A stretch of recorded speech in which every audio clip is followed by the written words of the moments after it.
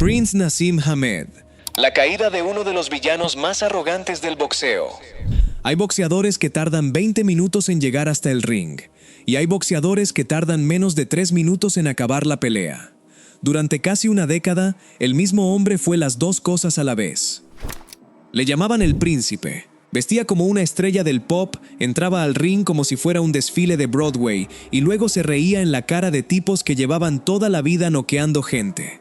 Algunos periodistas lo llamaron el hombre más insoportable del boxeo británico. Otros dijeron que era, sencillamente, el mejor peso pluma que habían visto jamás. Los dos tenían razón. De pequeño, cuando otros niños soñaban en voz baja con ser famosos algún día, este puso nombre a cada cosa que iba a conseguir. Los cinturones, los millones de libras, los rivales concretos a los que iba a destruir. Y luego, uno por uno, fue cumpliendo cada palabra que había dicho en voz alta. Hasta que una noche, en Las Vegas, se subió a un ring frente al único hombre capaz de enterrar su carrera. Y todavía no lo sabía, pero esa noche ya estaba escrita mucho antes de que sonara la primera campana. Esta es la historia de cómo un niño humillado en los patios de un colegio de Sheffield se convirtió en el boxeador más arrogante, más brillante y más autodestructivo de su generación. Y de cómo ese mismo carácter que lo llevó hasta la cima fue, exactamente, lo que lo hizo caer.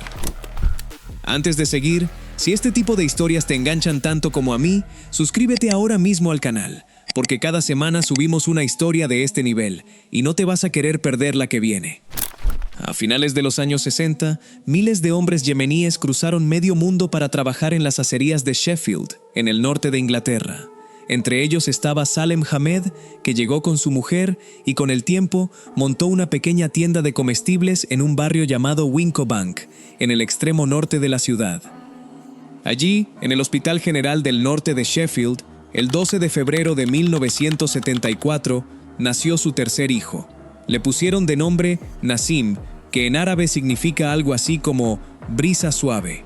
Un nombre tranquilo para un niño que, años después, no iba a tener absolutamente nada de tranquilo. La familia Hamed no tenía dinero. Los hermanos dormían donde podían, literas, colchones en el suelo, camas compartidas. Pero según cuentan sus propios hermanos, había algo distinto en Naseem desde muy pequeño. No era solo que llamara la atención, es que parecía saber, incluso sin poder explicarlo, que iba a ser alguien fuera de lo normal. Mientras sus hermanos mayores aceptaban con resignación las dificultades propias de una familia numerosa e inmigrante en un barrio obrero, Naseem parecía vivir en una realidad ligeramente distinta, convencido desde niño de que aquella pobreza y aquellas estrecheces eran solo una etapa temporal, un punto de partida y no un destino. El problema es que Sheffield, a principios de los 80, se estaba cayendo a pedazos.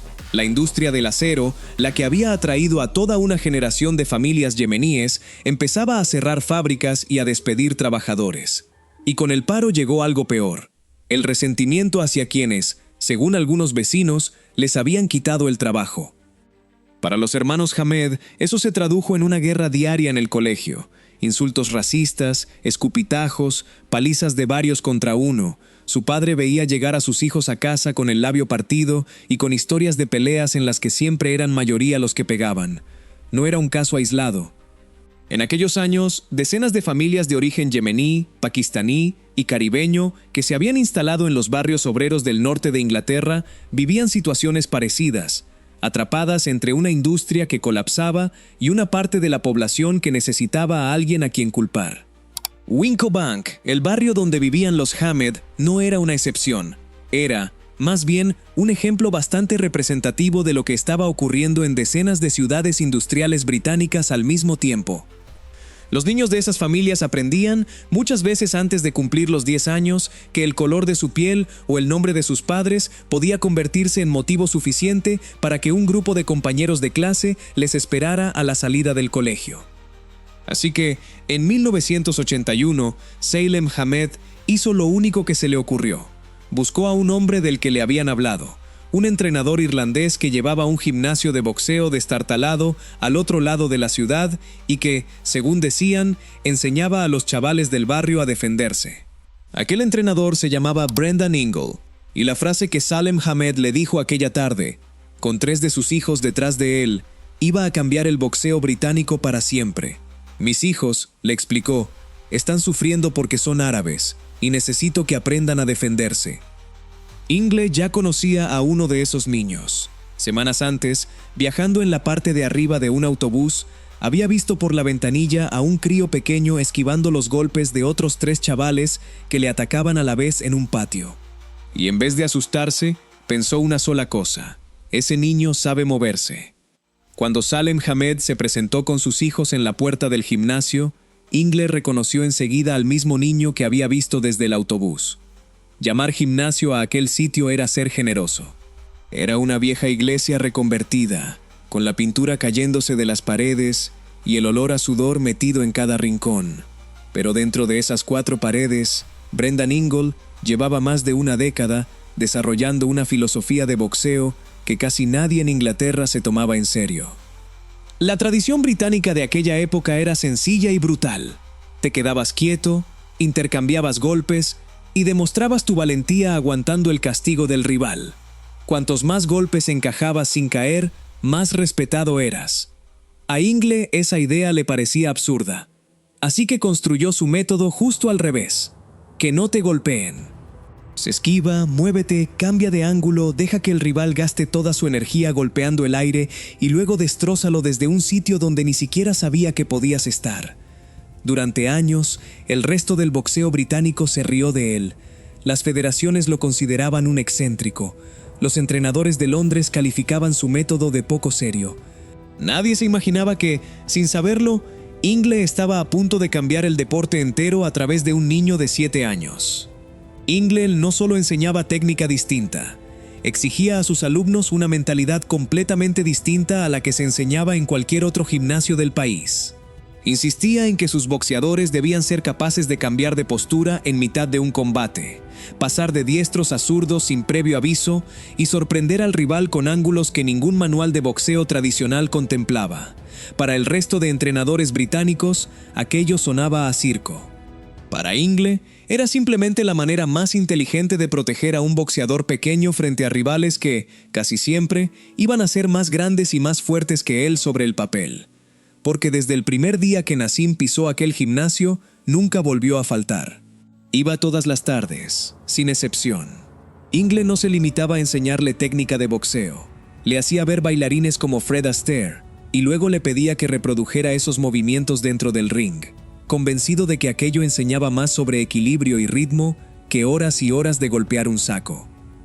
Con el tiempo, Ingle se convirtió en algo más que un entrenador. Nassim llegó a pasar más horas con él que con su propia familia, y lo mismo ocurría al revés.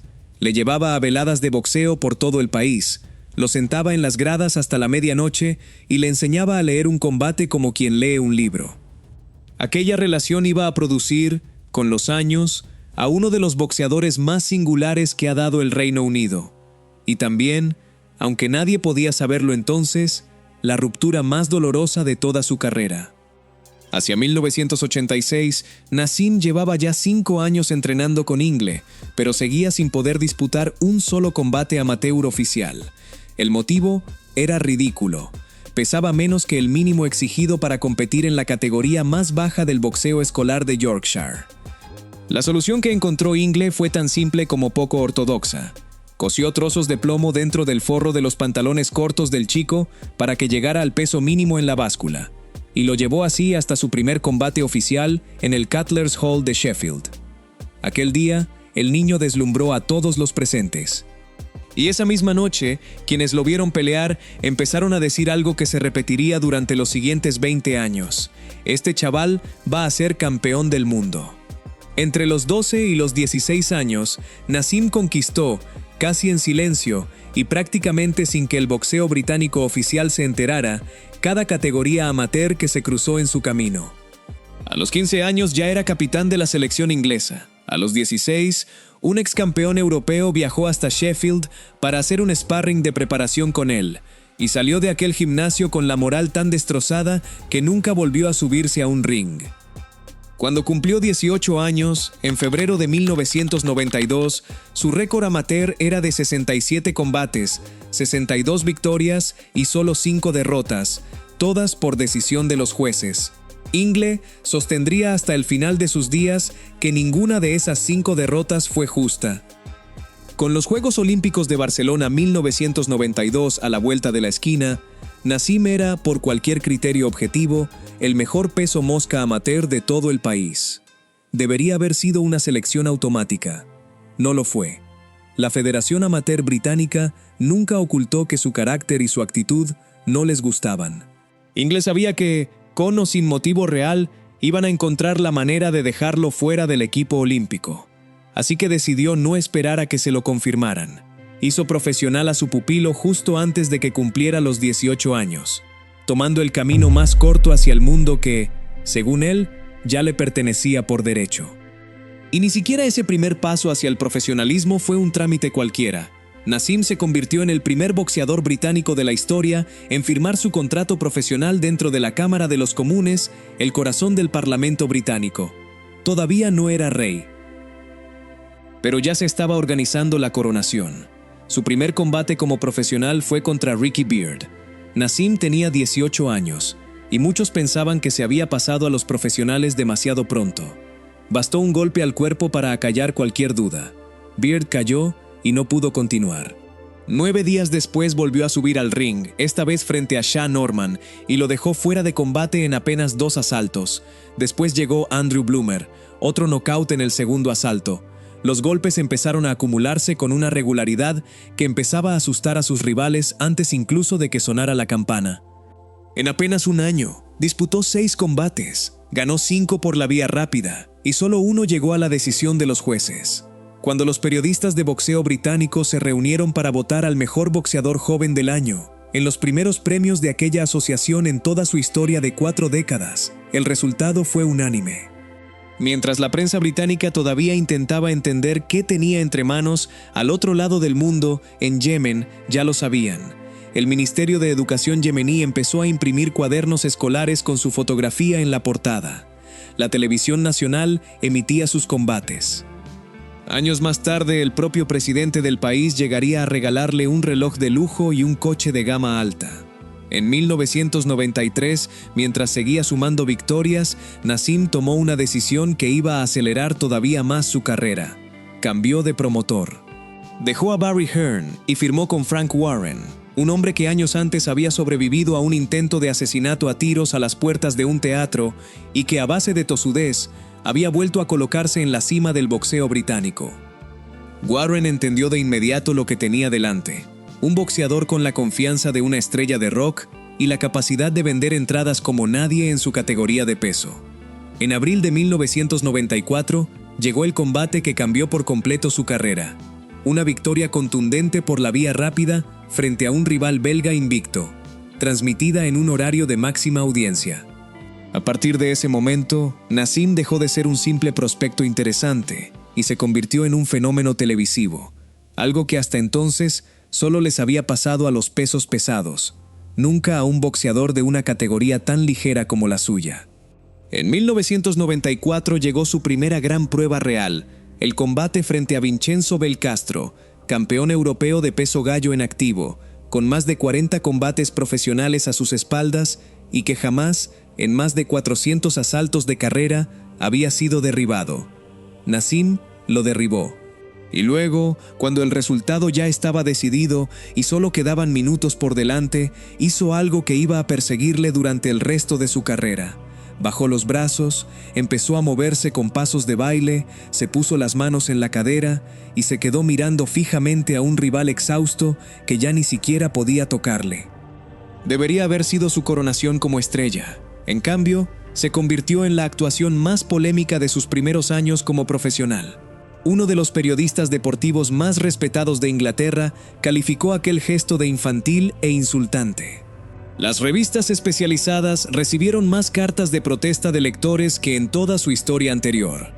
Desde entonces, la prensa se dividió en 2 bandos: los que lo consideraban un fenómeno irrepetible y los que lo veían como un payaso arrogante que no respetaba a sus rivales.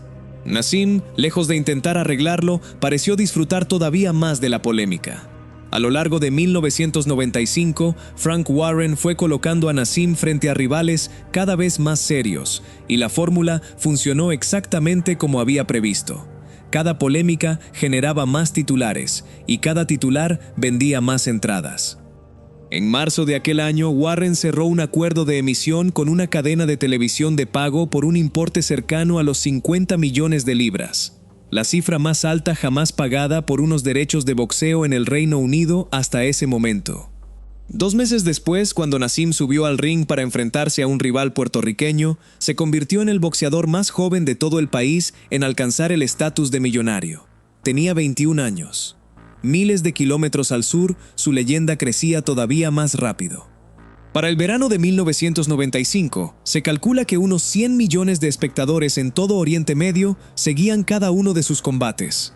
Ningún boxeador de su categoría de peso había alcanzado jamás una repercusión semejante. Solo le faltaba un detalle: el cinturón que de verdad importaba. Su popularidad ya no se limitaba al mundo del boxeo. Empezó a aparecer en portadas de revistas generalistas, no solo deportivas, y las marcas de ropa deportiva compitieron por asociarse a su imagen, conscientes de que representaba algo que casi ningún otro boxeador de su generación podía ofrecer: un público joven, multicultural y dispuesto a seguirle tanto dentro como fuera del ring. Actores y músicos de renombre internacional empezaron a acudir a sus combates no porque siguieran el boxeo de cerca, sino porque su nombre se había convertido en sinónimo de espectáculo garantizado, algo que muy pocos deportistas de su tamaño físico habían logrado antes que él. El título mundial de peso pluma de la organización WBO lo tenía un boxeador galés llamado Steve Robinson, un hombre que un año antes había estado colocando estanterías en un supermercado cuando le llamaron, con apenas 24 horas de aviso, para disputar el título que nadie esperaba que ganara. Lo ganó, lo defendió 7 veces y el público empezó a llamarle el hombre Cenicienta. Un año antes de enfrentarse a él, Naseem ya le había avisado en persona. Le dijo que en 12 meses vendría a por su cinturón y que lo iba a noquear. Robinson le contestó que era demasiado pequeño, demasiado joven, que él llevaba toda su carrera compitiendo en esa categoría de peso. Cuando por fin se enfrentaron, en el combate frente a Steve Robinson de 1995, 16,000 personas llenaron el pabellón. Naseem ni siquiera estaba clasificado en esa categoría de peso semanas antes del combate, y aún así ofreció una de las actuaciones más completas que se recuerdan de un boxeador británico, dominando de principio a fin hasta hacerse con el título mundial. Ya era campeón del mundo, y solo acababa de empezar. Entre sus siguientes defensas del título, hubo una que resumió mejor que ninguna otra el nivel de dominio que había alcanzado: el combate frente al nigeriano Said Lawal. El aspirante llegaba con un historial que, sobre el papel, lo situaba entre los mejores de su categoría. En la práctica, el combate duró 35 segundos. Ni siquiera se completó el primer asalto. Esa misma noche, mientras Naseem liquidaba un combate en poco más de medio minuto, al otro lado del Atlántico, en Las Vegas, el ídolo nacional del boxeo británico, Frank Bruno, perdía su título mundial de los pesos pesados en apenas 3 asaltos brutales frente a Mike Tyson. Cuando amaneció al día siguiente, Inglaterra había perdido a un campeón mundial y había confirmado a otro. Naseem se convirtió, de la noche a la mañana, en el boxeador más importante del país. Todo parecía ir exactamente según el guión que él mismo había escrito, hasta que llegó el combate frente a Daniel Alicea. En el primer asalto, un derechazo lo mandó a la lona por primera vez en toda su carrera profesional. Durante unos segundos, el chico invencible dejó de parecer invencible. Se levantó, y en el segundo asalto respondió exactamente como había prometido siempre que respondería si algún día lo derribaban. Encajó el golpe, se puso en pie y acabó el combate por la vía rápida. Fue la primera grieta visible en la armadura. Pequeña, resuelta con contundencia, casi olvidada entre tanta euforia, pero real.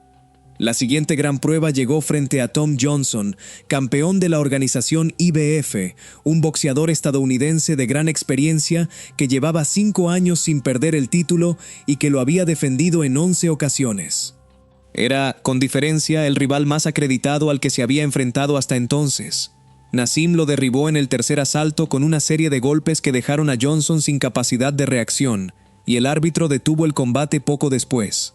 Con esa victoria unificó 2 de los principales cinturones mundiales de su categoría, y por primera vez, incluso sus críticos más duros tuvieron que admitir que aquello no era pura pirotecnia, era, sencillamente, el mejor peso pluma del planeta. Meses después, sin embargo, cuando la Federación IBF le exigió defender el título frente a un aspirante que él no quería enfrentar, prefirió renunciar al cinturón antes que someterse a esa obligación. Fue la primera vez que hizo algo que se convertiría en costumbre durante el resto de su carrera. Cuando algo no se hacía a su manera, prefería renunciar antes que negociar. A finales de 1997, la cadena de televisión estadounidense HBO, entonces la más poderosa del boxeo mundial, le ofreció un contrato por 6 combates valorado en $12 millones, una cifra casi inimaginable para un boxeador de su categoría de peso. Antes de firmar del todo, sin embargo, querían comprobar una cosa: si era capaz de repetir su magia sobre suelo estadounidense, frente a un público que no lo conocía de nada. Eligieron como rival a Kevin Kelly, un veterano de Brooklyn, ex campeón mundial, con un historial de 47 victorias y solo una derrota. El combate se celebró en el Madison Square Garden, el escenario más histórico del boxeo mundial, con carteles suyos ya colgados en Times Square antes incluso de que se disputara el combate. Aquella noche fue, probablemente, la más caótica de toda su carrera. Naseem cayó a la lona en el primer asalto, algo que solo le había pasado una vez antes en toda su trayectoria profesional. Se levantó y segundos después fue Kelly quien tocó la lona. El combate se convirtió en un intercambio brutal de derribos, asalto tras asalto, sin que ninguno de los dos consiguiera imponerse del todo. Finalmente, en el cuarto asalto, Naseem conectó una serie final que dejó a Kelly sin posibilidad de continuar. Ganó. Su récord se mantenía invicto. Pero cualquiera que analizara aquel combate con frialdad podía ver algo que las celebraciones posteriores ocultaban. Por primera vez, un rival lo había hecho sufrir de verdad, lo había golpeado limpio y lo había obligado a pelear en serio en lugar de bailar y humillar. Se había demostrado a sí mismo que podía sobrevivir al caos, pero también había dejado sin saberlo un mapa de sus debilidades sobre la mesa, disponible para cualquiera que se tomara la molestia de analizarlo con detenimiento. Y a miles de kilómetros de allí, en México, un boxeador frío, metódico y paciente ya estaba empezando a subir de categoría de peso, ajeno todavía a que su nombre acabaría entrelazado para siempre con el del príncipe británico. Ese hombre iba a estudiar cada segundo de ese combate, cada apertura, cada momento de exceso de confianza, guardando esa información para el día en que sus caminos finalmente se cruzaran sobre un mismo ring. Nadie lo sabía todavía, ni siquiera él, pero aquella noche en Nueva York fueron 2 las cosas que empezaron a resquebrajarse a la vez. Una, en el ring. La prueba de que ya no era invencible frente a un rival que se negara a dejarse humillar. La otra, fuera de las cámaras, en la esquina del ring, donde el hombre que lo había entrenado desde los 7 años empezaba a sentir que 25 años de trabajo se estaban reduciendo a una discusión sobre dinero. Esa ruptura, cuando por fin llegara, iba a doler mucho más que cualquier derrota sobre el ring, y la persona que se lo había predicho con más precisión que nadie era, precisamente, el hombre al que estaba a punto de dar la espalda. Cuando Naseem tenía apenas 11 o 12 años, Brendan Ingle le propuso un acuerdo casi de broma entre entrenador y niño. Si algún día llegaba a ganar una fortuna imaginaria de 40 millones, él se quedaría con 10. En aquel momento sonaba a juego, a promesa de niño sin consecuencias reales. El problema llegó cuando esas cifras dejaron de ser imaginarias. Ingle tenía derecho, según el acuerdo original, a 1/4 de cada bolsa que Naseem ganaba en sus combates. Mientras las cifras eran pequeñas, nadie se quejaba. Pero cuando las bolsas empezaron a multiplicarse por cientos de miles y luego por millones, ese mismo porcentaje empezó a generar tensión, tanto dentro del entorno de Naseem como, según algunos relatos, dentro del propio Ingle. La grieta se convirtió en un abismo cuando, en 1998, se publicó una biografía sobre la relación entre ambos, escrita en estrecha colaboración con Ingle. En sus páginas, el entrenador se mostraba especialmente crítico con su antiguo pupilo y llegaba a insinuar que, en algún punto del camino, el dinero se había convertido en lo único que de verdad le importaba a Nassim. Para un hombre profundamente religioso como Nassim, aquella acusación no era una crítica cualquiera, era, básicamente, una traición pública. Se sintió utilizado, expuesto, y respondió con la misma dureza con la que solía responder a cualquier ataque, acusando a Ingle de estar motivado únicamente por el dinero, después de haberlo hecho millonario con su propio trabajo sobre el ring. Lo más doloroso del asunto, según quienes conocían de cerca a ambos, no era tanto el contenido de las acusaciones como el hecho de que vinieran precisamente de la única persona a la que Nassim consideraba, hasta ese momento, prácticamente parte de su propia familia. Durante casi 2 décadas, Ingle había sido la figura constante en su vida, más presente incluso que sus propios padres en muchas etapas de su formación como boxeador. Ver esa relación reducida, en la percepción pública, a una simple disputa sobre porcentajes económicos resultaba, para Nassim, mucho más humillante que cualquier derrota que pudiera sufrir sobre un ring. Siguieron juntos, sobre el papel, un combate más, pero para entonces la relación ya estaba prácticamente muerta. Ingle seguía sentado en la esquina, pero Nassim, según cuentan quienes estuvieron cerca, apenas escuchaba ya sus indicaciones entre asalto y asalto. El combate frente a Wayne McCulloch, ex campeón mundial de peso gallo, terminó con Nassim ganando por decisión unánime, pero sin conseguir el knockout. McCulloch logró algo que casi nadie había logrado antes: aguantar los 12 asaltos completos, de pie, sin caer.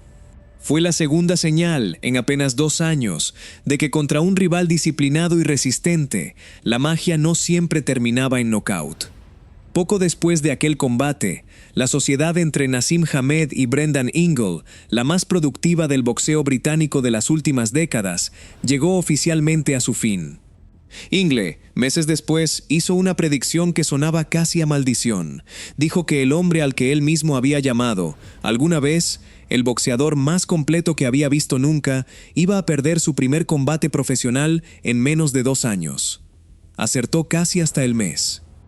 Pero antes de contarte cómo se cumplió esa maldición, quédate hasta el final, porque lo que le pasó a Nassim después de esa derrota es todavía más duro que la propia derrota, y es la parte de la historia que casi nadie conoce. Tras la ruptura con Ingle, Nassim siguió compitiendo, pero algo en su forma de pelear empezó a cambiar de manera casi imperceptible. Las victorias seguían llegando, pero ya no con la misma limpieza técnica de antes. El chico que durante años había esquivado, bailado y castigado desde ángulos imposibles, empezaba a depender cada vez más de su fuerza bruta y cada vez menos de la disciplina de movimiento que Ingle le había inculcado desde los 7 años. Nadie lo notó de inmediato porque seguía ganando, pero los que llevaban toda la vida analizando boxeo empezaban a fijarse en pequeños detalles: menos desplazamiento lateral, menos cambios de ángulo, más confianza ciega en el golpe seco y definitivo. En el combate frente a Paul Ingle, sin ningún parentesco con su antiguo entrenador, Nassim se impuso por la vía rápida en el 11º asalto, en abril de 1999. Fue una victoria sólida sobre el papel, la clase de resultado que en cualquier otro momento de su carrera habría sido celebrado sin matices. Pero esta vez, algo en la actuación dejó a los analistas con una sensación extraña. Había tardado 11 asaltos enteros en resolver un combate que, un par de años antes, probablemente habría cerrado en la mitad de tiempo. La velocidad seguía ahí, la precisión, algo menos. Meses después llegó el combate frente a César Soto, boxeador mexicano y campeón de la organización WBC. Nassim ganó y unificó un segundo cinturón mundial, pero el combate fue lento, cerrado, plagado de forcejeos y clinches, 12 asaltos completos sin apenas espectáculo. Fue probablemente el combate más aburrido de toda su carrera profesional, algo que resultaba casi surrealista tratándose de un boxeador que se había construido una carrera entera sobre el espectáculo y la teatralidad. La prensa estadounidense, que hasta entonces había sido en general favorable, empezó a mostrarse abiertamente decepcionada con lo que estaban viendo. Algunos cronistas llegaron a preguntarse, en voz alta, si el fenómeno británico no sería, en realidad, un producto de marketing mejor construido que boxeador real. Meses después, sería despojado del título WBC por negarse a defenderlo frente al aspirante obligatorio, alegando su compromiso previo con la organización WBO. Era la segunda vez en su carrera que prefería renunciar a un cinturón antes que someterse a una obligación que no le convenía, y la costumbre empezaba a convertirse en patrón. Su última gran actuación memorable llegó en marzo de 2000, en una de las entradas más extravagantes de toda su carrera. Llegó al ring deslizándose sobre una especie de alfombra voladora, escoltado por una de las figuras más conocidas del mundo del hip hop de la época, en lo que se convirtió en una de las imágenes más comentadas de aquel año en el boxeo mundial. El contraste no podía ser más llamativo. Mientras el espectáculo previo al combate crecía en escala y en extravagancia, la actuación sobre el ring empezaba lentamente a reducirse. Una vez dentro del cuadrilátero, en el combate frente a Buyani Bungu, lo noqueó en el cuarto asalto sin mayor dificultad, en lo que resultó ser, sin que nadie lo supiera todavía, la última vez que el público vería al príncipe en su mejor versión. A finales de 2000, renunció al título WBO en lugar de enfrentarse a su aspirante obligatorio. Quería algo distinto, el combate grande, el que de verdad demostrara, de una vez por todas, que pertenecía a la conversación de los mejores boxeadores pequeños de la historia del deporte. Llevaba años hablando de ello en las ruedas de prensa, prometiendo que algún día se enfrentaría al mejor rival disponible sin importarle el riesgo, y para conseguirlo, decidió meterse él solo en la boca del lobo, enfrentándose al peso pluma más peligroso del planeta en aquel momento. Para 2001, Marco Antonio Barrera llevaba casi 12 años como profesional y llegaba a Las Vegas con un historial de 52 victorias, 3 derrotas y 38 de esas victorias por la vía rápida. Le llamaban el asesino de cara de niño, un apodo que contrastaba deliberadamente su expresión tranquila con la frialdad casi quirúrgica con la que destrozaba a sus rivales dentro del ring. Un año antes había protagonizado, frente a su gran rival Eric Morales, uno de los combates más brutales y aclamados de la historia reciente del boxeo, 12 asaltos de guerra pura que muchos consideran, todavía hoy, entre los mejores jamás disputados en las categorías ligeras. Aquellas 12 rondas lo habían curtido de una manera que Naseem jamás había experimentado en toda su carrera. Barrera había estado en aguas mucho más profundas de las que Naseem se había acercado jamás, y esa experiencia, invisible desde fuera, iba a resultar decisiva. Durante años, un combate entre ambos había sido, para los aficionados de todo el mundo, la gran pelea soñada de las categorías ligeras del boxeo. Los aficionados llevaban discutiendo el enfrentamiento hipotético desde mediados de los 90, imaginando cómo respondería el estilo caótico y teatral de Naseem frente a la precisión metódica de un boxeador mexicano curtido en las peleas más exigentes de su generación. Las apuestas previas al combate reflejaban esa incertidumbre, aunque Naseem seguía siendo sobre el papel el favorito para buena parte de la prensa británica. Los analistas estadounidenses y mexicanos, mucho más familiarizados con el estilo de Barrera, avisaban de que aquel combate podía convertirse en la prueba más dura de toda la carrera del príncipe. No se equivocaban. Lo que nadie podía prever del todo era hasta qué punto la diferencia de estilos iba a resultar decisiva, ni la manera tan silenciosa y metódica en la que Barrera iba a desmontar, asalto tras asalto, todo aquello en lo que Naseem había construido su reputación durante casi una década. Cuando por fin se cerró el acuerdo, en abril de 2001, se anunció como el combate que definiría de una vez por todas si el príncipe pertenecía de verdad entre los inmortales del boxeo, o si toda su carrera había sido, en el fondo, una sucesión cuidadosamente escogida de rivales que nunca estuvieron a su altura. Desde el primer asalto, algo estaba mal. Barrera no hizo lo que se esperaba de él, no se lanzó hacia adelante, no entró al intercambio directo, no caminó hacia el poder de Naseem como habían hecho tantos rivales anteriores atraídos, casi con obligación, por su propio orgullo. En cambio, se movió, usó las piernas con una disciplina fría y calculada, mantuvo la distancia en todo momento y se negó sistemáticamente a entregarle a Naseem la única cosa de la que su estilo entero dependía desde niño, un objetivo que avanzara hacia sus contragolpes. Naseem se había preparado para una guerra. Se encontró con hielo. Round tras round, los trucos de siempre dejaron de funcionar uno detrás de otro. Las fintas que durante años habían hecho caer a rivales mucho más experimentados no encontraban nada a lo que responder. Los cambios bruscos de ángulo, pensados para desconcertar a un rival que avanza en línea recta, no servían de nada frente a alguien que se negaba, sencillamente, a avanzar. Y asalto tras asalto, en la esquina, su entrenador estadounidense repetía algo que Naseem se negaba a aceptar. El combate se le estaba escapando de las manos, poco a poco, sin un solo golpe dramático que marcara el cambio, solo una erosión lenta y silenciosa. En el noveno asalto, con apenas 10 segundos por delante, Naseem se lanzó desesperado a intentar robar el momento y fracasó por completo, encajando un contragolpe que dejó claro, incluso para el público menos entendido, quién controlaba realmente el combate.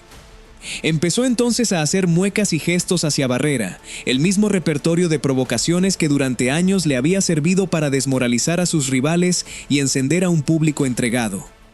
Pero esta vez las muecas no valían puntos en las tarjetas de los jueces, y Barrera, lejos de alterarse, se limitaba a ignorarlas y seguir construyendo su ventaja con paciencia. En el 12º y último asalto llegó el momento más indigno de toda su carrera. Barrera lo empujó contra los postes del ring, arriesgándose incluso a una posible descalificación, mientras Naseem, ya visiblemente furioso y consciente de que el combate se le escapaba, se negaba a tocar los guantes al final del intercambio y buscaba pelea física en vez de boxeo técnico. Lo que debía ser su noche de consagración definitiva, el combate que iba a situarlo entre los más grandes de la historia, se había convertido en una hora entera de sufrimiento y frustración contenida. Cuando se leyeron las tarjetas, la decisión fue unánime a favor de Marco Antonio Barrera. Durante una década entera, la mayor arma de Naseem no había sido su mano izquierda, ni su velocidad, ni siquiera su instinto para el espectáculo. Había sido su absoluta e inquebrantable certeza de que no podía perder, esa fe casi religiosa en sí mismo que le había permitido levantarse tras cada caída, humillar a rivales muy superiores sobre el papel y convertir cada combate en una demostración de su propia inevitabilidad. Barrera se la arrebató en 12 asaltos, con paciencia y frialdad, sin necesidad de un solo nocaut espectacular. Y una vez que esa certeza desapareció, ya no volvió jamás, ni siquiera en los combates posteriores en los que Naseem intentó, sin éxito, recuperar algo de la versión de sí mismo que había existido antes de aquella noche. El contrato entre ambos incluía una cláusula de revancha en un plazo de 2 meses. Nunca se llegó a disputar. Las negociaciones se estancaron, las excusas se acumularon, y con el paso de las semanas quedó claro que aquel segundo combate, el que habría permitido a Naseem intentar reescribir el final de su propia historia, jamás iba a producirse. Cuando Naseem regresó al ring casi un año después, fue frente a un boxeador español poco conocido llamado Manuel Calvo, un rival que sobre el papel no representaba ni de lejos el mismo desafío que Barrera. Quienes acudieron esperando ver de nuevo al príncipe, con sus entradas espectaculares y su boxeo imprevisible, se encontraron en cambio con un combate plano, sin alma, resuelto por decisión unánime a lo largo de 12 asaltos completos, sin un solo momento que recordara al boxeador que había dominado durante media década. Cuando sonó la campana final, el mismo público que años atrás lo había subido en volandas sobre alfombras voladoras y lo había convertido en una estrella global, empezó a abuchearlo abiertamente desde las gradas, un sonido que jamás había acompañado a ninguno de sus combates anteriores.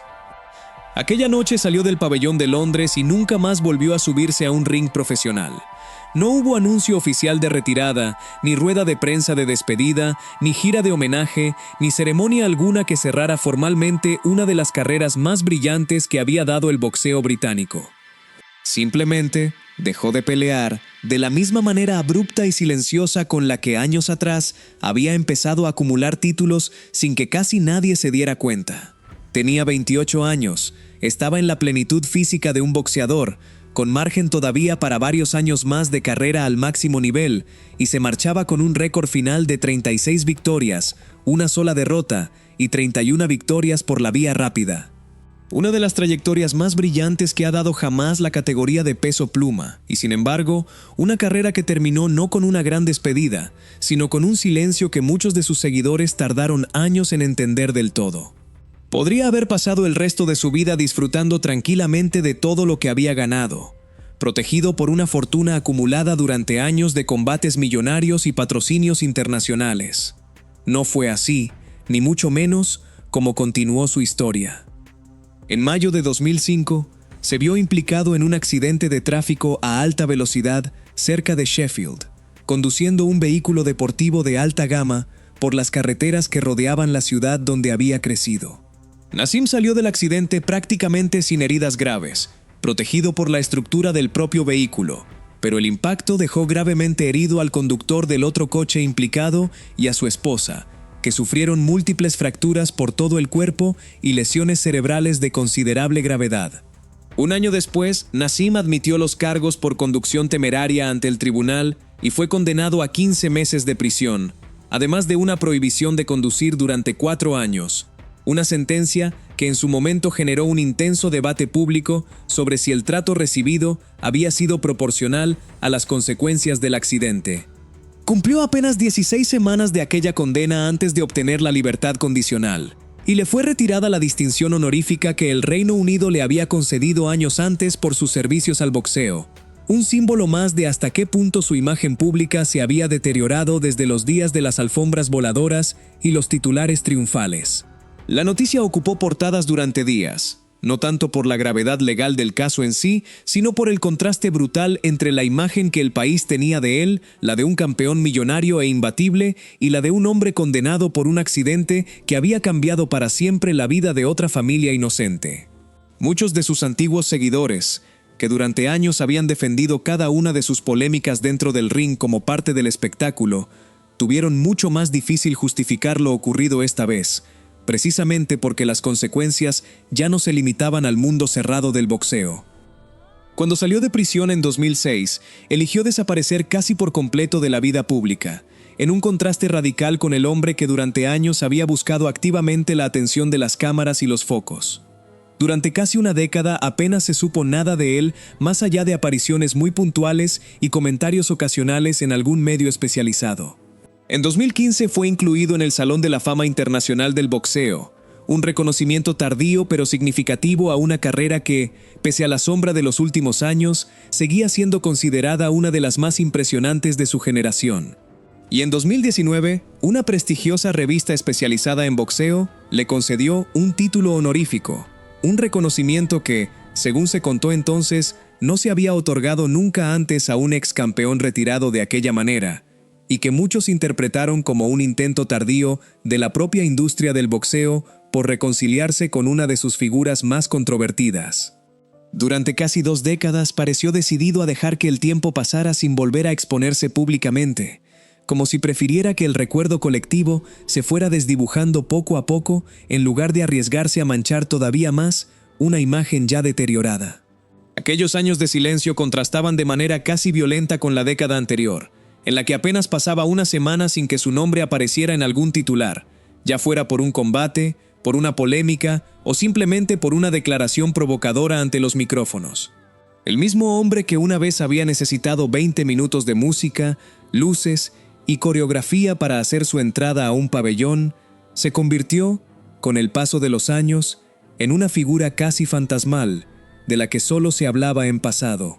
Pero a principios de 2026, se estrenó una película biográfica sobre su vida, protagonizada por un actor egipcio en el papel del propio Nassim, en la que él apenas tuvo participación directa en el guión ni en la producción final.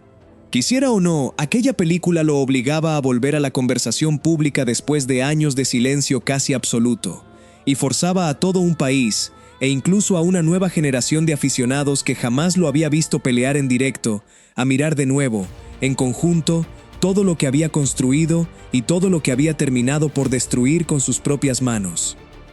A lo largo de los años, según ha contado el propio Nassim en varias entrevistas concedidas ya en la etapa final de su carrera y después de su retirada, intentó en más de una ocasión reconciliarse con Brendan Ingle, buscando cerrar una herida que llevaba abierta desde finales de los 90.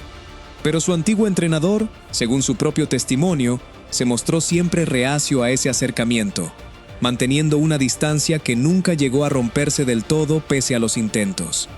En 2018, Ingle falleció a los 77 años, llevándose consigo cualquier posibilidad real de reconciliación entre los dos hombres que, durante casi 2 décadas, habían construido juntos una de las historias más singulares del boxeo británico. La reconciliación real, la que ambos parecían desear en el fondo según relatos posteriores, nunca llegó a producirse mientras Ingle estuvo con vida. La película, sin embargo, sí que imaginó una escena de reencuentro entre ambos que jamás ocurrió en la vida real, una licencia dramática pensada para dar a la historia el cierre emocional que la realidad nunca les concedió.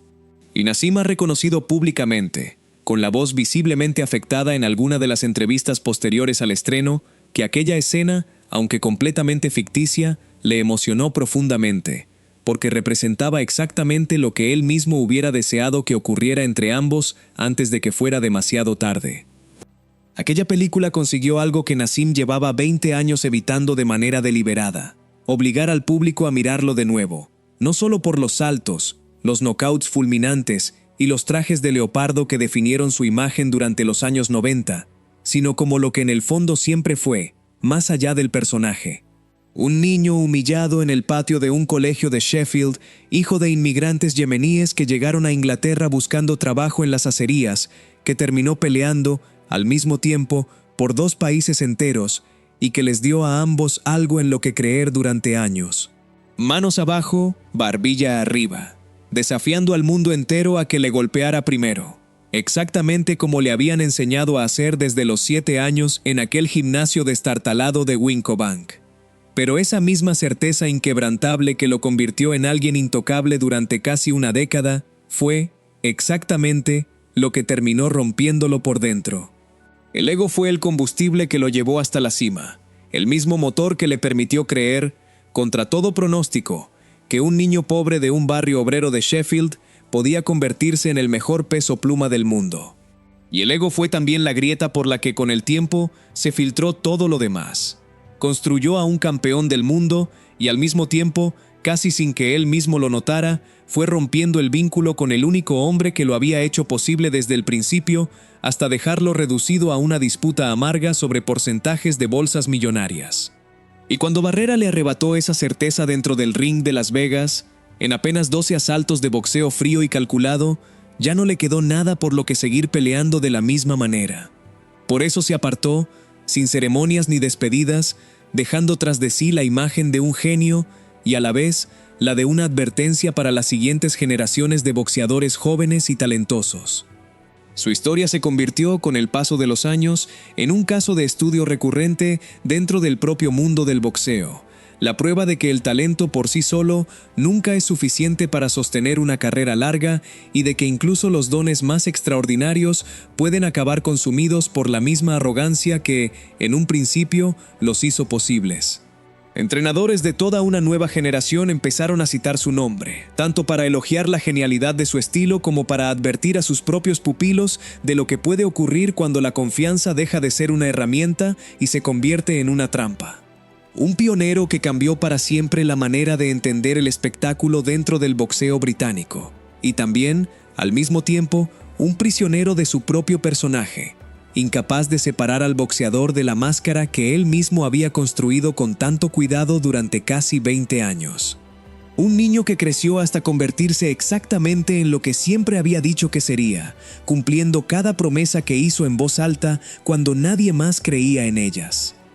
Y durante un tiempo extraordinario, antes de que todo se le escapara entre los dedos, en el espacio de apenas una década que va desde aquel debut profesional contra Ricky Beard hasta la última noche silenciosa frente a Manuel Calvo, eso fue exactamente lo que fue: el mejor peso pluma del mundo, un fenómeno de masas en 2 continentes distintos, y la prueba viviente de que la arrogancia, cuando va acompañada de talento real, puede construir algo verdaderamente irrepetible.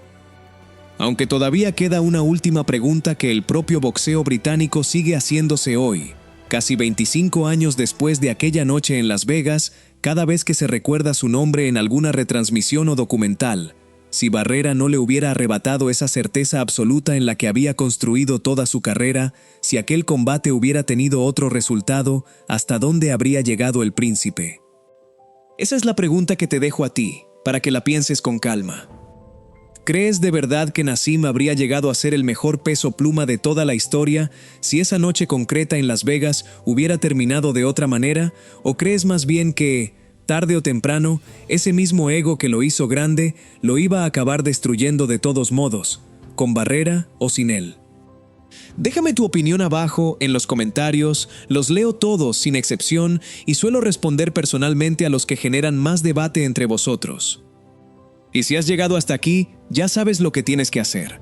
Dale like a este vídeo, que nos ayuda muchísimo a que le llegue a más gente, y suscríbete si todavía no lo has hecho, porque la semana que viene tenemos otra historia que te va a dejar exactamente así de enganchado. Nos vemos en el próximo vídeo.